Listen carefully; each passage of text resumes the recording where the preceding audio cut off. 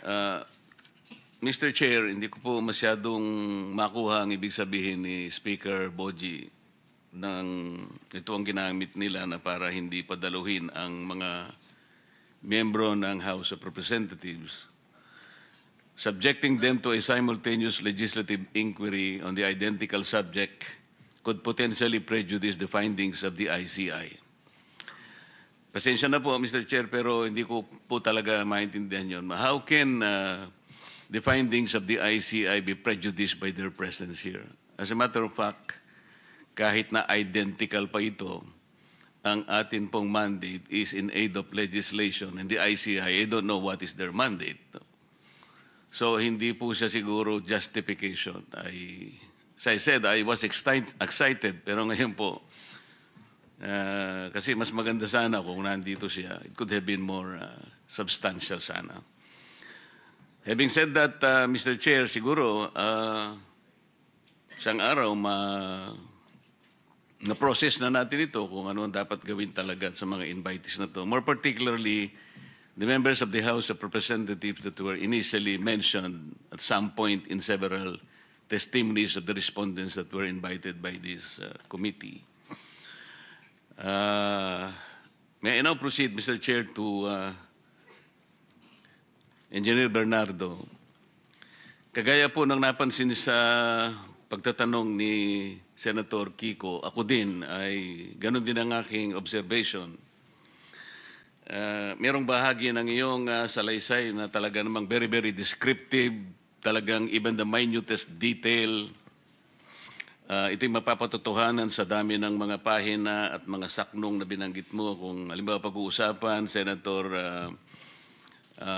Jingo Estrada, Senator Ramon Rebillan, talagang, kumbaga sa comics, wala ka nang hihilingin pa. Nandun na lahat. Pero pagdating sa bahagi ng mga congressmen or congresswoman, tipid na tipid ka. Halimbawa, yung Congressman Saldico, wala ka man lang sinabi tungkol sa magkano ang hiningi, ilang projects ang napunta rito, ilang porsyento. Kung paano mo dinescribe yung mga naunang senador na binanggit mo, iniisip namin ni Senator Kiko na dapat ganun din sana. Sa ganung paraan, makikita mo talagang walang pinagtatakpan, malinaw na ibahagi mo talaga, nalalaman mo. Lalong-lalo na sa'yo, naintindihan ko sa tagal ng iyong paglilingkod sa DPWH, ikaw ay sagana na sa karamihan ng eksperyensya at pakikipag-ugnayan sa maraming tao, kaugnay ng iyong trabaho. Ito po, Mr. Chair, litaw na litaw, binanggit tatlong congressman and congresswomen dito. Talaga pong napakatipid po ninyo. Sa makatwid, dito lang po ay kung ako ihahatol dito, meron po kayong deliberately na parang hindi na gusto pang ihayag yung maaring nalalaman po ninyo. Kaugnay po nito, Mr. Chair, nung tinatanong din ni Senator Kiko, kahit na mathematical lang or arithmetical estimation, kung talagang napakahalaga po nun eh. Initially, ito po yung mga nasa notes ko din. Nagkakaisa pala kami ng direksyon ng pagtatanong. Bakit kinakailangang sangguniin mo ang abogado mo at pagkatapos ay makikipag-ugnayan ka kay Prosecutor General? First of all, Mr. Chair, I want to know if the Prosecutor General was invited in this meeting. May I respond, sir? Yes, PG Padula. I did not receive any personal invitation, Mr. Chair, but I was directed by the Secretary of Justice to appear in today's hearing to represent him, sir. That is my problem, Mr. Chair. Ito po, nalilimitahan yung kakayahan ng committee ito na magpahayag ang mga respondents. Katulad nung tinatanong ni Senator Kiko, at yun ang gusto kong maitanong, bakit kinakailangan po na pigilan siya at some point on the things that he might be able to shed light to this committee? Ano ngayon kung halimbawa tamaan yung mga ibang tao sapagkat ito naman ay pagsasalaysay ng kanyang buong nalalaman. Ang totoo niyan, indicative na sa mga ibang pinagsasabi niya rito na gusto niya talaga. Gusto niyang ihayag ang buong katotohanan. Pero dahil ba sa he is a potential applicant to Witness Protection Program, may impluensyahan, malilimitahan ang kanyang exposure dito. Ito po yung hindi ko maintindihan, Mr. Chair. Why is the Department of Justice at some point is interfering in the proceedings of this committee? This is something that we should probably process. Kung ganun pala yun, hindi malayang supplemental affidavit ito. This is questionable to the very least. Ang sabi mo rito, Engineer Bernardo, statements of facts applicable to all. Sa Tagalog, pagsasalaysay na applicable sa lahat. Tama. Hindi kita narinig. Sorry po, Mr. Chair. Yes po, Mr. Chair. Okay. Kung ito'y pagsasalaysay ng applicable sa lahat, katulad ng binabanggit mo sa paragraph 9, I can confirm based on my personal knowledge that in some form or another, on various extents, most proponents have their own designated contractors who will take on the projects for the former's benefit and advantage. Sometimes other proponents would request me to suggest contractors for them who are known to me or referred to me by friends and other personalities. These are situations that national and local elected politicians would request me to source projects for them. Di dapat ihayag mo rin lahat. The problem is there is a prosecutor general who is not very interested in prosecuting people. He's very selective, Mr. Chair. This is something that is objectionable. May I be allowed to respond, Mr. Chair? You may respond. Thank you, Mr. Chair. I take exception to the observation of the good senator that the Department of Justice is interfering in the investigation being conducted by the committee. In fact, Mr. Chair, whatever limitations there are to the testimonies of this witness who is present here is not something which is being dictated by the Department of Justice, but by law that is covered by Republic Act 6981, particularly Section 7 thereof. It is not our intention to restrict his testimony, as in fact, For he our said, education, kindly tell us what Section 7 is about. yes, Mr. Chair. Section 7 of RA 6981 clearly states confidentiality of proceedings. All proceedings involving application for admission into the program and the action taken thereon shall be confidential in nature. No information or documents or given or submitted in support thereof shall be released except upon written order of the department and of the proper court. Any person who violates the confidentiality of said proceedings shall upon conviction be punished with imprisonment of not less than 1 year, but not more than 6 years, and deprivation of the right to hold the public office or employment for a period of 5 years. How can that provision apply? Yes, Mr. Chair, we believe it will apply. How can it apply? Tinatanong lang ni Sec Kiko, ni Senator Kiko, tinatanong lang namin, magkano ba lahat? How does provision apply? Mr. Chair, any matter pertaining to the... No. I'm not talking about any matter. Senator Kiko and myself is only trying to extrapolate gaano ba kalawak, the magnitude of this whole thing, para magkaroon lang kami ng mental picture about this. To explain that, Mr. Chair, if I How may be can allowed. that provision apply? Why would you limit the witness from telling at least an idea of how much it is? Mr. Chair, in the earlier proceedings, the question asked by Senator Pangilinan was already addressed by this representation when we said that the witness may openly give a mathematical computation of what is based in the affidavit. There was no restriction given by the Department of Justice. I think that is on record, Mr. Chair. Okay, why are you intervening? Of the provisions of the law on confidentiality, sir, that is why it was referred to us. It was referred to us by the witness because he has The a matter of memorandum of giving us an agreement. estimate is a confidential matter? No, precisely, Mr. Chair. That is the reason why we had already acceded to the request of Senator Pangilinan. Mr. Chair,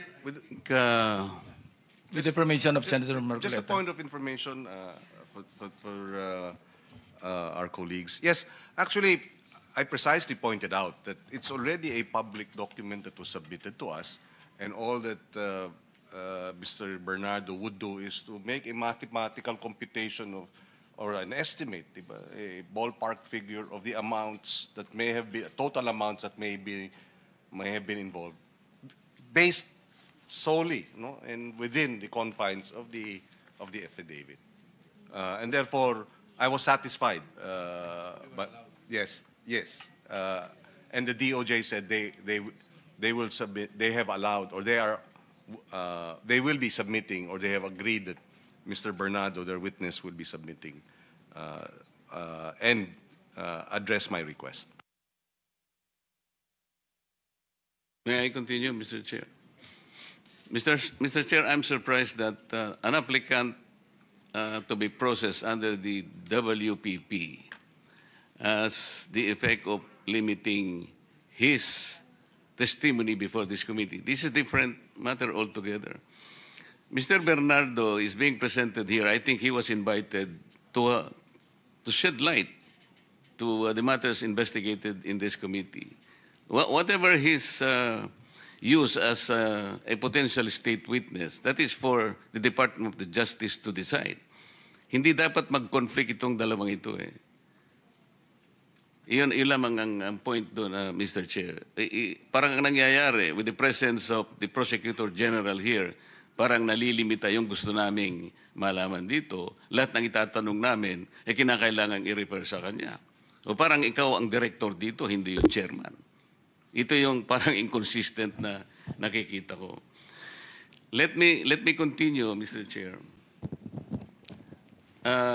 Engineer Bernardo, hindi lamang ikaw, kundi kahit na si Engineer Alcantara or even Bryce Hernandez and others, palaging binabanggit ang pangalan ni Saldico. Pati yung halaga ng pera, pati mga litrato ng pera na ito ibibigay kay Saldico, ito yung para kay Saldico.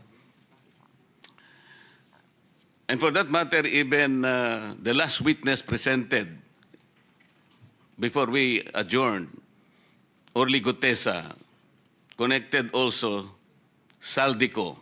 Talagang maraming nagsasabi na talagay siya yung nasa center nito. And Gutesa did more. He connected the dots between Saldico and Martin Romualdez. Ang kinalulungkot ko dito, Engineer Bernardo, napakatipid nung pagkakalahad mo ng salaysay tungkol kay Saldico. Samantalang kay Engineer Alcantara, magkano na yun? 5 billion ng projects. At tinanong ka pa nga ni Engineer Bernardo, mahusay bang kausap si Engineer Alcantara? Mahusay naman po. Ang sabi ng chairman, tinanong ka, ano ibig sabihin ng mahusay kang kausap? Madali ka at saka honest kang mag-deliver ng, yun, di ba ganun? Yes, Your Honor po.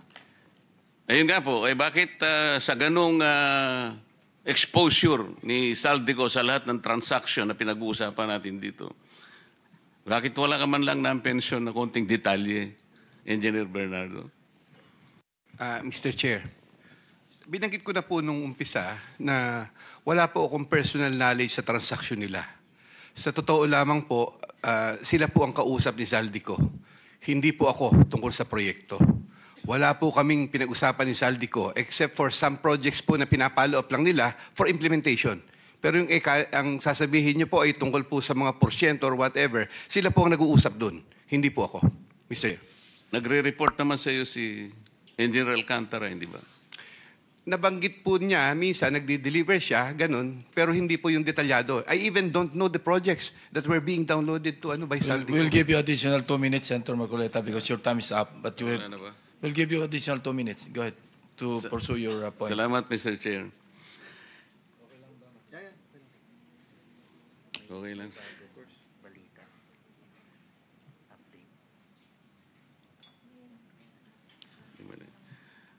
Engineer Bernardo, tungkol dun sa pagkakaiba ng mga coordinates, dahil sa kaya nagkaroon ng konting problema. Yung sinubmit ni Yusek Cabral sa Pangulo na naging basihan ng sumbong sa Pangulo was based on MYPS application. Tama ba yun? Mr. Chair, as far as I can recall, meron pong MYPS na balita ko po noon. Yun po yung...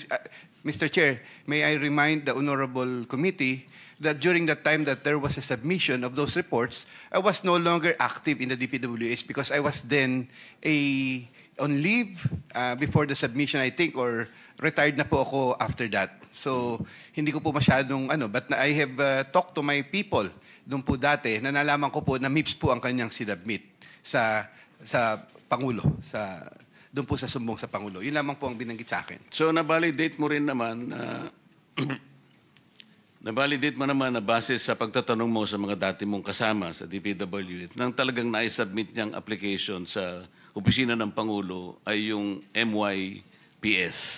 Yun po ang sinabi nila, Mr. Chair. At ang totoo, dapat na isinabmit niya yung MPCA. Ano yun?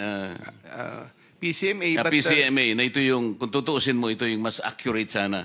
with the Survey 123 coordinates po. Yes, yung Survey 123, kapag sinama mo sa MPCA, mas lalong katanggap-tanggap yung magiging coordinates ng bawat project. Tama? Ayun po, as far as I know, yes, Mr. Chair, yun po yun. Yung allocable na binabanggit kanina, na talaga namang yun, pang-alok talaga yun. Ito'y inamin. Alam ito ni General Alcantara, nung tinatanong ko si former Secretary Bunuan, katabi pa niya si Yusek Cabral, inamin nila yung allocable ay inaalok talaga sa mga congressmen kasi doon nagsisimula yung deliberation. At noon ay sinabi nga na yung allocable ay nasa 350 billion kagad yun, given the number of the members of the House of Representatives. Over and above that, papasok yung leadership na another 100 billion. Kaya yun lang, 450 na. Pagpasok ng unprogrammed, another 150 billion. At katapos-tapusan nito, ito na yung bicameral na another 400 billion pesos. Doon na kwenta, doon sa pag-uusap na yon, Mr. Chair, na ang talagang nadadagdag pala sa original ceiling ng NEP ay at least 1 trillion pesos. Engineer Alcantara, nandun ka nung tinatanong ko ito at na-establish natin ang bahaging ito. Tama ba? Yes, Your Honor po. Salamat po, Mr. Chair. Thank you.